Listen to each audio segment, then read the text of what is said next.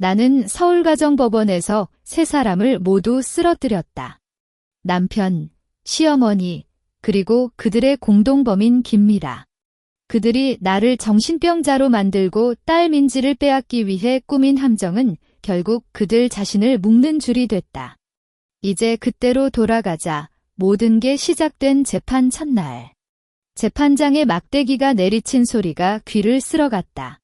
남편 이재호는 검은 정장을 차려입고 얼굴에는 슬픔도 죄책감도 없는 차분한 표정이 그려져 있었다. 그는 앞에 놓인 서류를 살짝 밀며 재판장님, 제 아내 김하은 씨는 최근 6개월간 망상 증세가 심해졌습니다. 아이 민지를 보고 있는 와중에도 갑자기 소리를 지르거나 벽을 치는 경우가 많아 아이가 겁을 먹고 잠도 설치게 됩니다. 라고 말했다. 그가 가져온 것은 서울대병원 정신과 진단서였다. 조울증과 경계선 성격장애, 가족에 대한 폭력 위험도 A등급이라고 적힌 종이가 법정 공간을 가득 채운 기운을 더럽혔다. 나는 앞을 보고 고개를 끄덕이지 않았다. 손바닥은 땀으로 축축해졌지만 표정은 단단히 감쌌다. 이 연극은 아직 끝나지 않았으니. 이재호의 옆자리에는 김미라가 앉아 있었다. 그녀는 회사에서 이재호의 비서실장이자 지난주부터 공식적으로 가족을 돕는 이름으로 이재호와 함께 다니는 사람이 됐다. 연두색 스커트에 흰색 블라우스를 입고 머리는 단정하게 묶었지만 눈빛은 나에게 냉소를 담고 있었다. 시어머니는 증인석에서 이 모든 걸 지켜보고 있었고 김미라가 나를 쳐다볼 때마다 살짝 고개를 끄덕이며 입을 움직였다. 나는 읽을 수 있었다. 이제 진짜 어머니가 생길 거야 그 뜻이. 민지가 내 품에서 몸을 떨었다. 8살 아이의 작은 어깨가 계속 들썩이는 걸 느꼈다. 재판장이 민지를 향해 목소리를 낮췄다. 민지야, 엄마가 무서운 말을 하거나 행동을 한 적이 있니? 민지가 입을 벌리려는 순간 김미라가 갑자기 메모지를 꺼냈다. 펜으로 글씨를 적고 테이블 아래로 민지에게 건넸다. 나는 그녀의 손짓을 포착했지만 아무 말도 하지 않았다.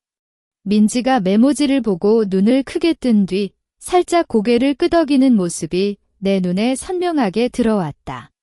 나는 민지의 손을 꼭 잡았다. 그 압력을 통해 엄마가 여기 있어라고 말했고 아이는 나의 손을 되돌려 잡았다. 김미라는 이 모든 걸 본 뒤 입가에 미소를 띄었다. 그녀는 이재호에게 살짝 고개를 돌려 대표님, 걱정 마세요라는 듯한 눈빛을 보냈다. 이재호도 힘없이 웃었다. 재판장이 다시 민지를 묻기 전 나는 법정 전체를 훑어보았다. 변호사는 나에게 안심하라는 눈빛을 주고 증인석의 시어머니는 자신감에 찬 표정을 하고 김미라는 승리감에 찬 미소를 머금고 있었다. 하지만 그들은 잊고 있었다. 내가 이 재판장에 앉기 전 3개월 동안 잠도 제대로 못 잤다는 걸?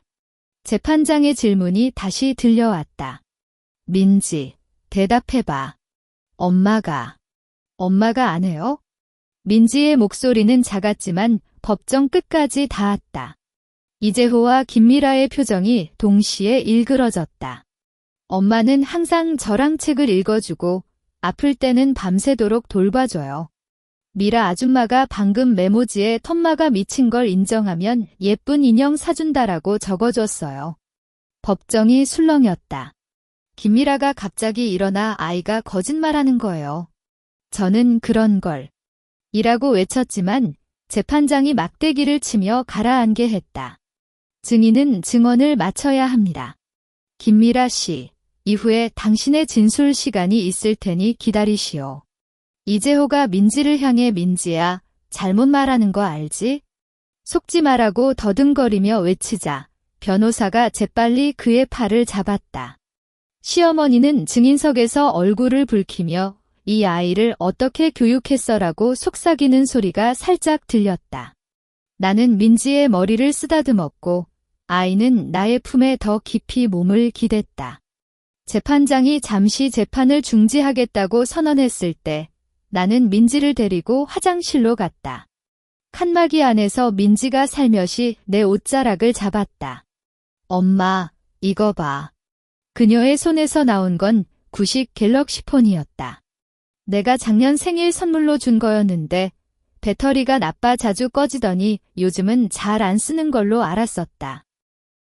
민지가 화면을 터치하자 김미라와 이재호가 거실에서 다투는 모습이 나왔다. 영상은 흔들렸지만 목소리는 선명했다. 빨리 보험금 받아야 내가 출산할 병원비 마련하지. 김미라가 소리를 지르고 이재호가 괜찮아. 정신병원 쪽은 이미 연결됐어. 김하은이 그냥 입원하면 되라고 답했다. 뒤에는 시어머니의 목소리가 섞여 나왔다. 그래도 너는 조심해.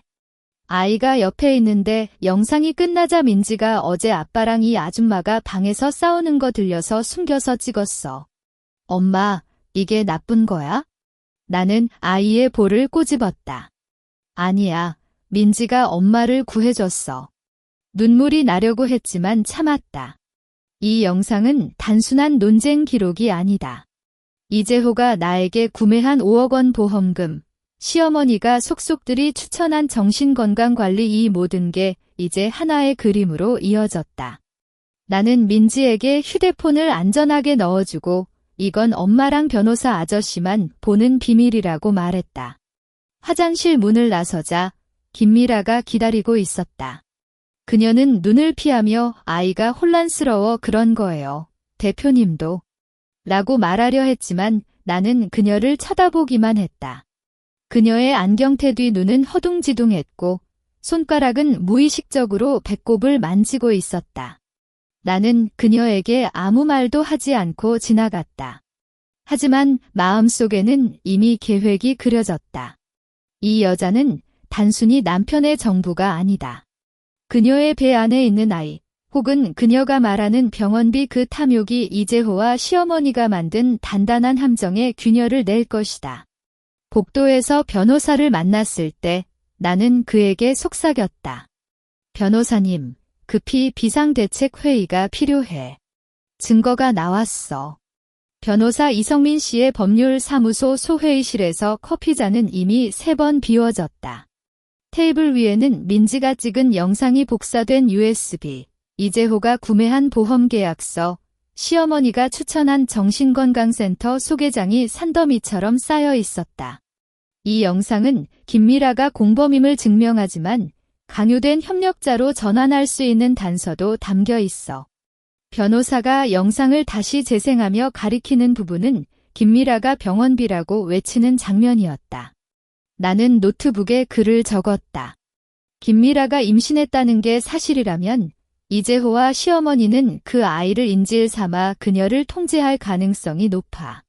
반대로 만약 임신이 거짓이라면 그녀는 이재호에게 속고 있는 상태이거나 스스로 입을 막는 카드가 있다. 말할 때마다 민지의 휴대폰을 안쪽 주머니에 꽉 누르고 있었다. 이건 가장 중요한 시작이었고 실수 하나도 용납되지 않았다.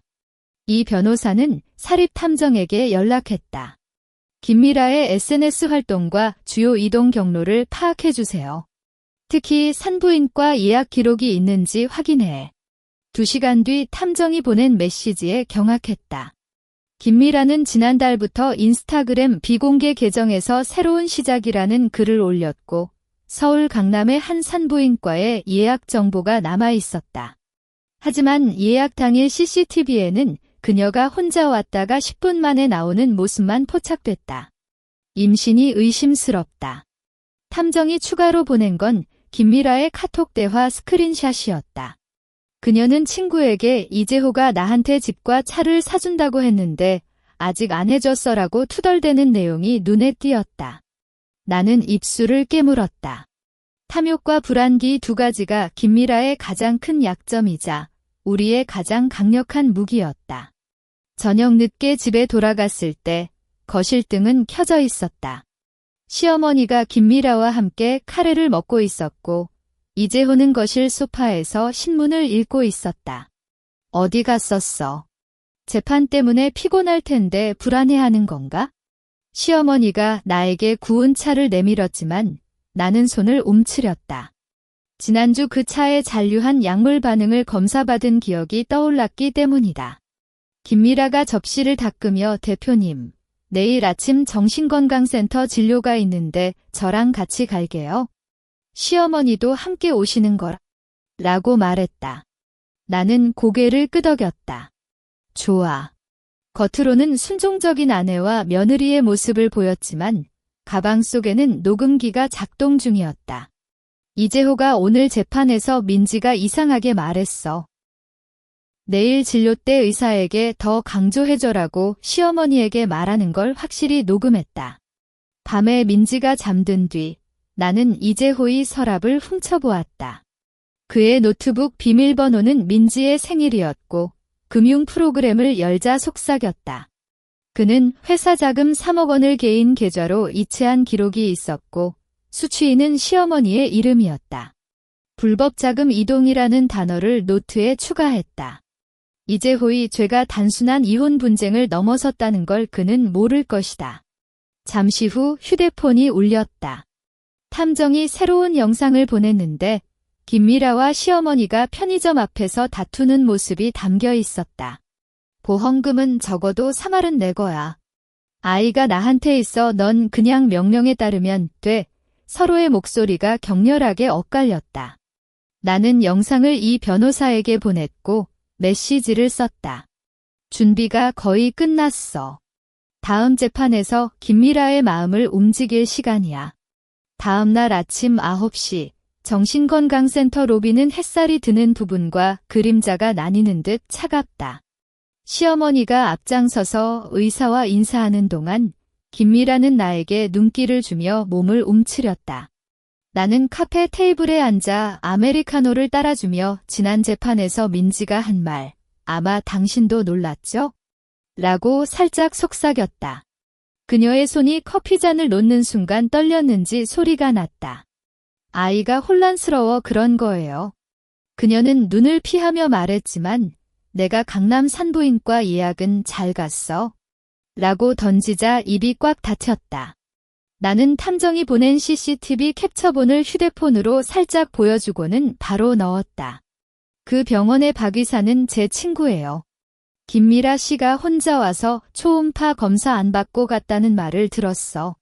김미라의 얼굴이 하얗게 변했다. 시어머니가 의사실에서 나오는 걸 보자 그녀는 급히 그건 오해예요. 저는 라고 말하려 했지만 나는 손을 저었다. 난 아무것도 몰라. 그래도 이재호 씨가 약속한 집과 차는 언제 받을 건가요? 친구 카톡에 그렇게 썼잖아. 그녀의 입술이 떨렸다. 탐욕보다 불안이 먼저 표출되는 걸 확인했을 때 나는 미소를 참았다. 진료실에서의 진료는 30분 만에 끝났다. 의사는 증세가 조금 심각해졌어요. 입원 검토를 해야 할지라고 말했지만 나는 집에서 민지와 함께 있으면 안정되라고 견지했다. 시어머니가 의사 말을 들어야지라고 꾸중이 시작될 때 김미라가 갑자기 시어머니, 대표님도 민지를 걱정하시는 거예요라고 말했다. 이재호가 그녀를 바라보는 눈빛에 티가 났지만 나는 그 순간을 녹음기에 담았다. 차 안에서 시어머니가 김미라에게 너 왜 그랬어? 그녀가 입원해야 해라고 화를 냈을 때 나는 뒷좌석에서 민지의 손을 잡고 있었다. 민지가 내 귀에 엄마, 미라 아줌마가 아빠 전화할 때 전 남편이 돈 달라고 해라고 말했어라고 속삭였다. 나는 아이의 머리를 쓰다듬으며 기억해둬라고 말했다. 탐정에게 보내는 메시지에 김미라 전 남편 정보 조회라고 적었다. 오후에 탐정의 보고가 왔다. 김미라는 2년 전 이혼했고 전 남편과의 자녀 양육비가 미지급된 상태였다. 그녀가 이재호에게 접근한 건 안정된 생활을 원했지만 이재호는 단지 가족 싸움의 편리한 도구로만 생각했었다. 추가로 얻은 건 김미라가 검사님 조카와 약속한 카톡 기록이었다. 그는 의사였고 집도 있었다. 이재호가 그녀에게 속여준 미래는 거짓이었다. 저녁, 김미라가 내 방 문을 살짝 열었다. 그녀는 대표님, 제가 잘못했어요라며 눈물을 글썽였다. 나는 그녀에게 탐정이 모은 자료를 내밀었다. 이재호가 다른 여성과의 카톡. 시어머니가 그녀 아이는 우리 가족이 안 받아라고 말한 녹음. 이재호 씨는 당신을 이용할 뿐이에요. 하지만 당신이 증언하면 법원은 강요된 협력자로 인정할 거다. 그녀가 자료를 보며 손을 떨었을 때 나는 민지가 그려준 그림 봐라고 말했다. 그림에는 엄마와 민지, 그리고 손을 내민 모르는 여자가 그려져 있었다. 민지는 원래 용서하기 쉬워. 당신이 잘하면 가족의 악행을 끝낼 수 있어. 김미라가 눈을 떼지 않고 그림을 보는 동안 나는 이 변호사에게 문자를 보냈다. 다음 재판 날짜 확정해. 김미라가 동료가 됐다. 이 변호사의 문자는 새벽 7시에 왔다. 다음 재판은 일주일 뒤 15일 오후 2시다. 증거 목록은 내일까지 확정해야 해. 나는 민지의 이불을 살짝 덮고 베란다로 나갔다. 겨울 아침에 차가운 공기가 막힌 코를 뚫었지만 마음은 뜨거웠다. 김미라가 보낸 메시지도 함께 떴다. 기재호가 회사 지분을 옆 사람에게 양도하려고 해. 어제 저녁 서류를 받았어. 나는 이재호의 회사에 갔다. 과거 5년간 그의 비서로 일했던 경험을 살려 정장을 차려입고 미처 정리하지 못한 회사 문서를 받아오는 겸이라고 대변했을 때 직원들은 의심 없이 안내해줬다. 김미라가 미리 준비해준 출입카드로 이재호의 사무실에 들어갔을 때 그는 보이지 않았다. 책상 위에는 지분양도 계약서 초안이 놓여 있었고 수신이는 시어머니의 동생 이름이었다. 노트북을 켰다. 이재호가 비밀번호를 바꾸지 않았다. 여전히 우리의 결혼기념일이었다. 금융 프로그램을 열자 숨겨진 계좌가 3개나 나타났다. 지난 1년간 회사 운영 자금에서 6억 원을 개인 계좌로 이체한 기록, 시어머니 계좌에 매달 500만 원을 보내는 자료가 뚜렷이 드러났다. 나는 USB의 모든 내용을 복사했고 계약서 초안은 스캔해서 이 변호사에게 즉시 보냈다. 누가 너를 불렀어? 이재호의 목소리가 뒤에서 들려왔다. 나는 평온하게 노트북을 닫으며 문서를 받아왔어. 민지가 아빠를 그리워해서라고 말했다. 그가 나를 바라보는 눈빛이 의심스러웠지만 민지의 이름을 듣자 살짝 누그러졌다. 금방 갈게. 너는 집에 먼저 돌아가. 그는 내 어깨를 살짝 눌렀지만 그 힘은 예전보다 약했다. 겁이 난 건가? 집에 돌아오니 시어머니가 김미라에게 그녀가 회사에 갔다는 거 알아? 꼼꼼히 감시해라고 말하고 있었다. 내가 문을 열자 그들은 급히 이야기를 끊었다. 어디 갔어? 정신이 안 좋은데 나가다가 큰일 나면 어떡해. 시어머니가 나에게 소리쳤지만 나는 그녀의 눈을 똑바로 바라보았다. 시어머니, 이재호 오빠가 회사 지분을 할아버지 동생에게 준다는 얘기를 들으셨어요? 그 돈은 회사 직원들의 월급이잖아요. 시어머니의 얼굴이 갑자기 일그러졌다. 김미라가 시어머니, 저 민지 돌보러 갈게요라고 말하며 방으로 도망가자. 시어머니는 그 돈은 우리 가족의 거야. 너 같은 외인은 모르지라고 외쳤다. 나는 그녀의 말을 녹음기에 담고 그럼 법원에서도 그렇게 말해주세요라고 답했다. 그녀가 입을 다물자 나는 민지의 방으로 갔다. 민지가 내가 개발했던 디지털 노트 잽을 쓰고 있었다. 아이가 손가락으로 아빠가 미라 아줌마에게 돈 주는 거 본 적 있어라고 입력하고 있었다. 나는 아이 옆에 앉아 어디서 봤어? 라고 물었다. 어제 저녁 방문 틈에서. 아빠가 서류 봉투를 주고 조심히 다녀라고 말했어. 나는 그 정보를 탐정에게 보냈고 2시간 뒤 답변을 받았다. 그 서류 봉투 안에는 현금 300만 원이었고 김미라는 그 돈을 전 남편에게 보냈다. 저녁, 김미라가 나에게 다가왔다. 이재호가 내일 증거를 태우려고 해. 서류실에 모아뒀어. 그녀가 내민 건 서류실 열쇠 복제품이었다. 나는 이 변호사와 탐정을 불렀다. 밤 10시, 이재호의 회사 서류실에서 우리는 보험금 사기와 관련된 계약서, 의료진 매수 증거가 담긴 메시지 기록을 모두 찾아냈다. 변호사가 이걸로 충분해라고 말할 때 나는 휴대폰으로 재판 일정을 확인했다. 일주일 뒤 이 모든 걸 법정에 내밀 차례였다. 재판 전날 카페나무에서 김미라의 손이 계속 커피잔을 감싸고 있었다. 이재호가 어제 저에게 재판 끝나면 해외로 보내준다고 했어. 하지만 그의 카톡 기록을 보니 이미 비자 준비도 안 하고 있었다. 그녀가 내민 스마트폰 화면에 이재호가 친구에게 김미라는 재판 끝나면 버려라고 적은 메시지가 선명했다. 나는 그녀의 손을 살짝 붙잡았다. 오늘 확인하는 건 마지막이야. 너의 증언은 너 자신을 구하는 거고 민지도 구하는 거다. 증언 내용을 다시 확인했다. 3월 2일 녹음 속 이재호와 시어머니의 대화. 5월 15일 임신하면 더 빨리 처리하자는 시어머니의 말. 그리고 이재호가 의료진에게 돈을 보낸 계좌 이체 기록, 이 모든 것이 시간순으로 정리된 증거 목록을 김미라가 한 줄씩 읽고 있었다. 이거면 확실히 이기는 거죠? 그녀의 목소리가 살짝 떨렸지만 눈에는 결연한 기색이 섞여 있었다. 그래, 이재호가 너에게 한 약속은 모두 거짓이었다는 걸 기억해. 나는 그녀에게 탐정이 찾아낸 그의 전 남편과의 양육비 납부 증명서를 내밀었다. 너도 피해자니까. 휴대폰이 울렸다. 이재호였다. 나는 통화 버튼을 누르고 왜 그래? 민지가 자고 있어? 라고 말했다. 내일 재판 전에 마지막으로 이야기 좀 하고 싶어. 민지의 미래를 생각해서.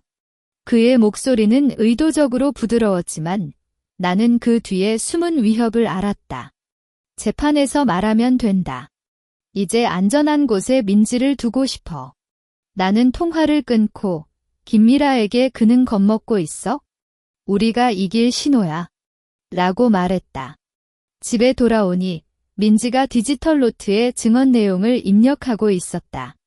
미라 아줌마가 아빠에게 엄마 없애라고 말했어. 덤마. 이렇게 말하면 되는 거 맞죠? 아이가 고개를 들어 나를 바라볼 때 눈에는 이전의 떨림이 사라지고 확신만이 가득했다. 나는 아이의 볼을 꼬집었다. 민지가 진심으로 느낀 걸 말하면 돼. 재판장 아저씨가 알아줄 거야. 변호사가 보낸 아동 증언 보호 가이드라인을 아이와 함께 읽었고 걱정되면 잠시 멈춰도 되라는 법원의 규정을 설명했다. 민지가 고개를 끄덕이며 엄마랑 같이 있으니 안 걱정해라고 말했을 때 나는 눈물을 참았다. 저녁 9시 탐정의 보고가 왔다. 이재호가 법원 인근의 한 심리상담센터에 갔어. 시어머니도 함께 갔고 민지의 정신적 트라우마를 증명할 평가보고서를 만들려는 것 같아. 나는 즉시 그 변호사에게 연락했다. 그 센터의 박 상담사는 제가 대학 동기예요. 그들에게 거짓 보고서를 쓰라고 압박하는 걸 막을 수 있어요. 30분 후 동기의 문자가 왔다. 이재호가 500만 원을 건넸지만 나는 녹음했어. 필요하면 보내줄게. 김미라가 심야에 문자를 보냈다. 이재호가 저에게 내일 재판에서 김하은이 말하면 반박해라고 명령했어. 시어머니도 너의 아이를 생각해서라고 꾸며줬어. 나는 그녀에게 그대로 따라해. 재판장 앞에서 반박하다가 갑자기 증언을 바꾸는 게 효과가 가장 크다라고 답했다. 추가로 내 안전을 위해 재판 끝나면 단기적으로 제주도에 갈 곳을 마련해뒀어.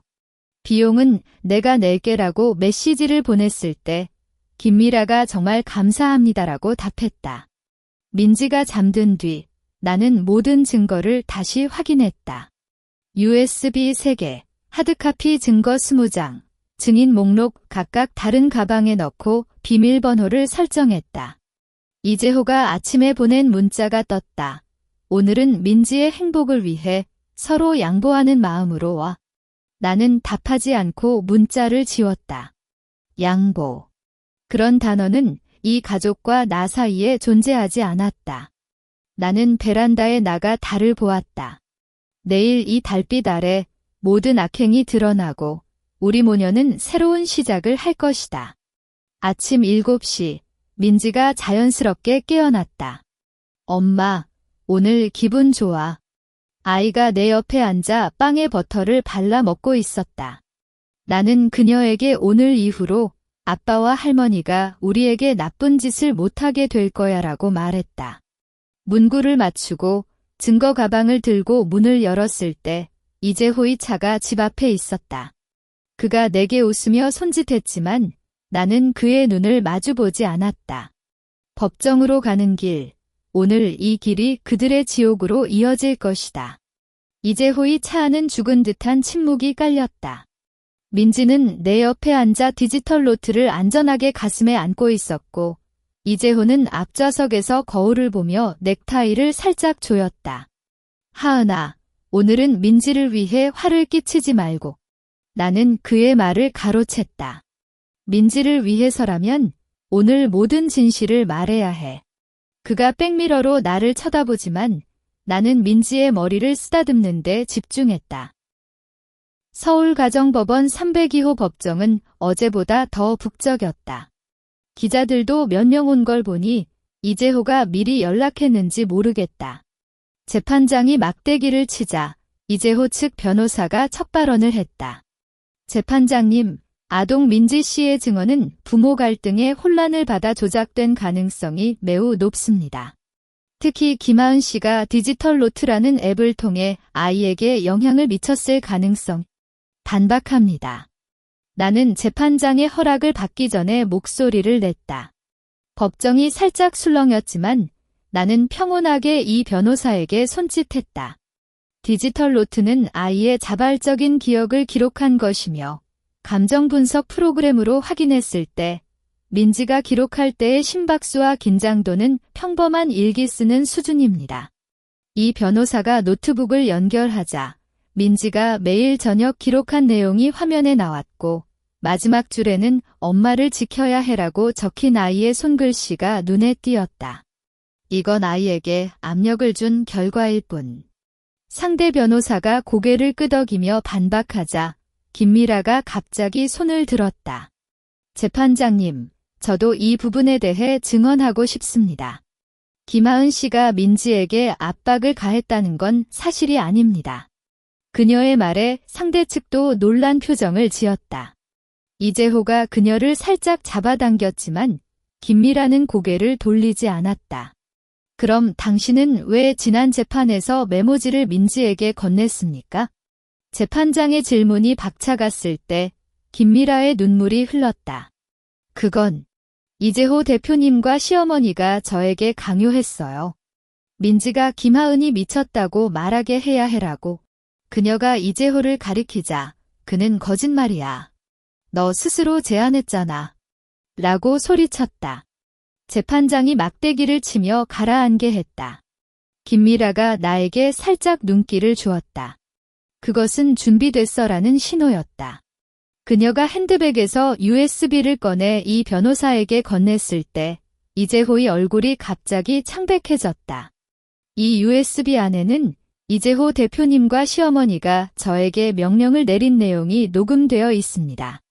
3월 2일 저녁 이재호 대표님이 정신병원 의사는 100만 원으로 매수했어. 넌 그냥 민지를 속여주면 되라고 말했어요. USB가 재생되자 이재호의 목소리가 법정 전체에 퍼졌다. 김하은이 입원하면 그녀의 재산과 보험금을 나눠 가지자.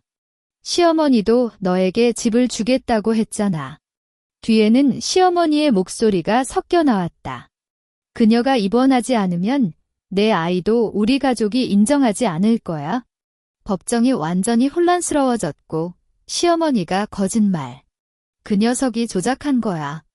라고 외쳤지만 아무도 그녀의 말에 주목하지 않았다. 나는 민지의 손을 꼭 잡았다. 아이가 나에게 살짝 웃으며 고개를 끄덕이는 모습을 봤을 때 안도감보다는 결연한 기운이 느껴졌다. 상대 변호사가 이 녹음은 조작 가능성이 라고 말하기 전에 이 변호사가 다시 손을 들었다. 재판장님, 추가 증거가 있습니다. 이재호 씨가 의료진에게 돈을 송금한 계좌 이체 기록과 심리상담센터에서 받은 뇌물 녹음입니다. 나는 이재호와 시어머니를 바라보았다. 이것은 단지 시작일 뿐이다. 그들의 모든 죄책은 오늘 이 법정에서 모두 드러날 것이다. 변호사가 제출한 계좌 이체 기록이 법정 화면에 확대됐다. 3월 5일 이재호의 개인 계좌에서 서울대병원 정신과 강사 계좌로 100만 원이 이체된 기록. 4월 12일에는 같은 계좌로 또 50만 원이 추가로 들어갔다. 이 금액은 진료비가 아닙니다. 강 의사가 직접 인정한 뇌물입니다. 이 변호사가 다음으로 재생한 녹음 속에는 이재호가 증거는 잘 처리해줘라고 말하는 목소리와 강 의사가 걱정 마. 진단서는 완벽하게 만들어뒀어라는 답변이 명확히 들렸다. 거짓말. 그건 일반적인 상담비였어. 이재호가 의자에서 일어났지만 재판장의 차가운 눈빛에 다시 앉게 됐다. 시어머니가 증인석에서 우리가 그런 돈을 왜 줄까요? 하은이가 진짜 병이 있었잖아. 라고 외치자 민지가 내 품에서 살짝 일어났다. 할머니 거짓말해. 엄마는 병 없어. 할머니가 엄마 약에 뭔가 넣는 거 봤어. 법정이 순간적으로 침묵했다.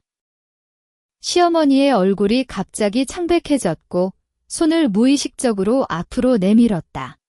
애가 뭘 알겠어? 그건 영양제였어. 영양제라도 엄마가 먹고 잠이 안 와서 아파했어. 민지가 목소리를 높였고 나는 그녀의 등을 살며시 두드렸다. 변호사가 시어머니가 구매한 약물 성분 분석 결과를 제출했을 때 화면에 나타난 졸음 유도제라는 글자가 모든 사람의 시선을 사로잡았다. 김미라가 다시 입을 열었다. 재판장님, 이재호 대표님은 저에게도 거짓말을 했습니다. 그는 저의 아이를 가족으로 받아들일 거다고 속였지만 사실은 저의 임신도 모른 채 다른 여성과 연락을 주고받고 있었어요. 그녀가 내민 카톡 스크린샷에는 이재호가 김미라는 그냥 도구일 뿐이라고 친구에게 적은 내용이 있었다. 이어 검사님 조카와의 약속이라는 메시지도 함께 드러났다. 그는 이재호보다 경제적 안정이 되어 김미라가 진심으로 마음에 들어했던 사람이었다. 너 이런 거 왜 지금 말해? 우리 함께 할 약속이 있었잖아. 이재호가 혼란스럽게 소리쳤지만 김미라가 웃음을 터뜨렸다. 그 웃음소리에는 한숨과 분노가 뒤섞여 있었다. 약속. 당신이 저에게 한 약속은 하나도 지키지 않았어요. 보험금 나누기로 한 약속, 집을 주기로 한 약속, 심지어 제 임신도 거짓이라고 말할 준비조차 안 해줬잖아요. 마지막 말을 할 때 그녀는 사실 저는 임신하지 않았어요. 이재호가 저를 통제하기 위해 다이를 이용한 거예요라고 고백했다. 상대 변호사가 갑자기 재판장님, 이 모든 증거는 일관성이 없습니다. 김미라 씨는 복수심에 불타 아무거나 말하고 있는 거예요. 라고 외치자 나는 직접 입을 열었다. 반박합니다. 김미라 씨의 증언은 민지의 영상, 이재호의 계좌 기록, 시어머니의 약물 구매 내역과 모두 일치합니다. 또한 우리는 이재호가 회사 자금 6억 원을 불법으로 이체한 증거도 가지고 있습니다. 이 말을 듣자 이재호의 얼굴이 완전히 붉어졌다. 그건 회사 운영 자금이었어. 너 뭘 알아? 회사 운영 자금은 왜 시어머니의 개인 계좌로 들어갔습니까? 또 왜 지분을 당신의 외삼촌에게 양도하려 했습니까? 이 변호사가 지분 양도 계약서 초안을 제출했을 때 이재호는 마치 힘이 빠진 듯 의자에 기댔다. 시어머니가 그 돈은 우리 가족의 거야. 라고 소리쳤지만 판사들은 이미 서류를 검토하며 고개를 끄덕이고 있었다. 재판장이 막대기를 3번 치고 잠시 재판을 중지한다고 선언했다. 법경이 이재호와 시어머니에게 다가가는 모습을 보았을 때 민지가 내 품에 안겨 엄마, 이제 안 무서워? 라고 물었다. 나는 아이의 머리를 안고 이제 안 무서워라고 말했다. 이재호가 나를 바라보는 눈에는 증오와 절망이 뒤섞여 있었지만 나는 그를 쳐다보지 않았다. 법정 밖에서 기자들의 카메라 플래시가 번쩍이는 소리가 들렸다. 이것은 그들의 붕괴의 시작이며 우리 모녀의 자유의 시작이었다. 법정 복도는 기자들의 질문과 카메라 플래시로 뒤덮였다. 법경이 이재호와 시어머니를 안내하는 길목에서 이재호가 갑자기 나를 향해 돌아섰다. 김하은, 이 정도면 됐어. 너도 민지를 생각해봐. 그의 목소리는 격렬하게 떨렸지만 나는 그냥 지나갔다. 그가 나의 팔을 잡으려 할 때 변호사가 즉시 끼어들었다. 이재호 씨, 법정 내에서는 피고인과 접촉을 금지합니다. 법경이 경고하자 이재호는 얼굴을 붉히며 손을 뗐다. 김미라가 내게 다가왔다. 그녀의 손이 살짝 떨렸지만 눈빛은 단호했다. 이재호가 나에게 거짓 증언하면 내 전 남편과 아이에게 안 좋은 일이 생길 거야 라고 했어. 그녀가 휴대폰을 보여주었는데 이재호가 보낸 협박 메시지가 담겨 있었다. 하지만 저는 안 무서워요. 이 변호사님께서 안전을 보장해 주셨어요. 나는 그녀에게 곧 끝날 거야. 내 결심이 잘 됐어라고 말하며 민지가 그녀에게 살짝 웃는 모습을 보았다. 사이가 그녀를 용서하고 있다는 신호였다. 20분 뒤 재판이 재개됐다. 이재호와 시어머니는 이전보다 훨씬 초조해졌고 상대 변호사의 얼굴에도 긴장이 감돌았다. 재판장이 피고인 측 최종 반박이 있습니까? 라고 묻자 상대 변호사가 이재호 씨의 계좌 이체는 가족 지원이었으며 지분 양도는 회사 구조 조정의 일환입니다. 김미라 씨의 증언은 개인적 원한에 의한 허위 증언입니다. 라고 급히 변명했다. 반박하며 추가 증거를 제출합니다. 이 변호사가 제출한 것은 3가지였다. 첫째, 이재호가 회사 자금을 투입한 사적 부동산 매입계약서 소유자는 시어머니의 동생이었다.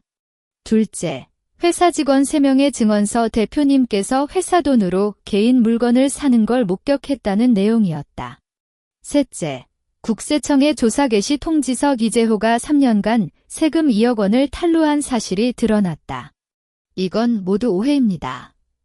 직원들이 복수하려고 거짓말하는 거예요. 이재호가 소리치며 의자에 박자를 쳤다. 시어머니도 우리 가족이 그런 못된 짓을 할 리가 없어요. 하은이가 우리를 괴롭히는 거예요. 라고 울부짖었지만 재판장은 그들의 말을 듣지 않고 서류를 검토했다. 이재호 씨, 당신은 보험금 사기, 뇌물, 세금 탈루, 불법 자금 이동 4가지 혐의를 받고 있습니다. 이에 대해 반박하시겠습니까? 이재호의 입술이 떨렸다. 저는 그가 말을 잇지 못하자 민지가 다시 목소리를 냈다. 아빠가 미라 아줌마에게 김하은이 없어지면 돈이 많이 들어올 거다라고 말하는 걸 들었어요. 어젯밤 문틈 사이로. 아이의 목소리는 작았지만 법정에 있는 모든 사람이 들을 수 있을 만큼 분명했다. 이재호가 거짓말. 너는 엄마에게 속은 거야. 라고 외치자 민지가 엄마는 거짓말 안 해. 아빠가 거짓말해라고 답했다. 김미라가 추가 증언을 했다. 이재호 대표님은 보험금 5억 원을 계획대로 받으면 저에게 1억 원을 주겠다고 약속했어요. 하지만 그 돈으로 제 전 남편에게 양육비를 주고 아이를 키우려고 했어요. 그녀가 전 남편과 아이의 사진을 내밀었을 때 판사들의 표정이 부드러워졌다. 저는 잘못했지만 이제는 잘하고 싶어요. 다른 사람이 저처럼 속지 않게. 재판장이 막대기를 한 번 치고 증거신문을 종료한다고 선언했다. 이재호 씨와 박순자 씨, 시어머니의 혐의는 다수의 증거와 증언으로 뒷받침되었으며 피고인 측의 반박은 설득력이 없습니다. 재판장이 법관단과 속삭인 뒤 목소리를 높였다. 이재호 씨, 박순자 씨에 대해 구속영장을 발부하도록 결정한다. 법경, 입건하라. 법경이 이재호와 시어머니를 붙잡아 세우는 순간 이재호가 김하은, 너는 절대 용서받지 못할 거야. 라고 외쳤지만 나는 그의 목소리를 뒤로 하고 민지의 손을 잡았다. 엄마, 아빠가 갔어? 응, 이제 우리가 평화롭게 살 수 있어. 법정 밖, 눈부신 햇살이 내리쬐고 있었다. 정의는 늦었지만 결국 찾아왔던 것이다. 법정 문을 나선 그날, 민지가 손을 높이 들어 햇살을 받고 있었다. 엄마, 햇살이 따뜻해요. 아이의 웃음이 지난 3개월간의 어둠을 모두 걷어냈다. 기자들이 다가오려 했지만 이 변호사가 우리 모녀를 안전하게 차로 모셔다 주었다. 차 안에서 민지가 어린이 인권 변호사가 되고 싶어요라고 말했을 때 나는 운전석 앞 거울로 아이를 바라보았다. 그 눈빛에는 과거의 두려움 없이 빛나는 희망이 가득했다. 한 달 뒤 최종 판결이 나왔다. 서울가정법원은 이재호에 대해 보험금 사기, 뇌물 제공, 탈세, 아동학대 교사 4가지 혐의를 인정하고 5년 실형을 선고했다. 그의 회사 지분 62%는 불법 자금으로 취득됐다며 전액 몰수했고 5억 원 보험금 계약도 무효로 판정했다. 시어머니 박순자는 증거인멸, 아동학대, 뇌물 공급 혐의로 3년 실형을 받았으며 그동안 불법으로 받은 재산도 모두 추징되었다. 김미라의 경우는 감형을 받았다. 법원은 피해자적 측면이 있었으며 결정적인 증거를 제공해 사건 해결에 기여했다며 집행유예 2년과 민지치료비 3천만 원 배상 명령을 내렸다. 그녀는 재판이 끝난 뒤 가정폭력 피해 여성 상담사 자격을 취득했고 현재 서울시 여성가족재단에서 근무하고 있다. 지난주 만났을 때 그녀는 저도 다른 사람을 구할 수 있다는 게 행복해요라고 말하며 상담받은 여성들의 편지 사본을 보여줬다. 나는 민지와 함께 디지털 육아일기 앱 개발에 전념했다. 이 앱은 아이들이 자발적으로 일상을 기록하고 위험 신호가 감지되면 즉시 관련 기관에 알리는 기능을 탑재했으며 민지의 디지털 노트가 원형이 됐다.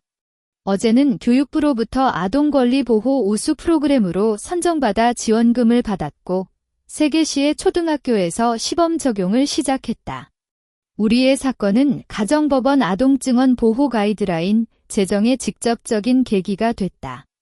이전에는 아동증언의 신뢰도가 쉽게 의심받았지만 이제는 디지털 기록과 심리적 안정 상태를 기준으로 증거력을 판단하는 기준이 마련됐다. 이 변호사가 당신들의 용기가 많은 아이들을 보호하는 법을 만들었다라고 말했을 때 민지가 엄마, 우리가 정말 좋은 일을 한 거 맞죠? 라고 묻자 나는 꼭 받아줬다. 이재호와 시어머니는 복역 중인데 한 번도 연락하지 않았다. 그들의 친척들도 우리를 피해 살고 있고 이재호의 회사는 파산 후 다른 기업에 인수됐다. 민지는 이제 새로운 학교에 다니며 아동 인권 동아리에 가입했고 매주 토요일에는 김미라가 근무하는 재단에서 봉사활동을 하고 있다. 아이가 혼자 상담실 문을 열고 저는 아이들의 이야기를 들어줄 수 있어요라고 말하는 모습을 보면 가끔 눈물이 나지만 그것은 감동의 눈물이다. 오늘은 민지의 생일이었다. 아이가 케이크 대신 아동권리 관련 책을 사주세요라고 부탁해서 서점에 갔다. 책장을 넘기다가 어린이 인권 변호사 실무 가이드라는 책을 보고 민지가 눈을 반짝였다. 엄마, 이 책 나중에 저도 읽고 싶어요. 나는 그 책을 사고 계산대에서 민지가 저도 언젠가 이런 책 쓸 거예요라고 말했다. 저녁 노을이 창문에 드리워졌을 때 민지가 앱 개발실 벽에 그림을 그렸다. 그림에는 엄마와 민지, 김미라 아줌마, 그리고 많은 아이들이 손을 잡고 웃고 있었다. 그 아래에는 모두가 안전하게 살 수 있도록이라고 적혀 있었다.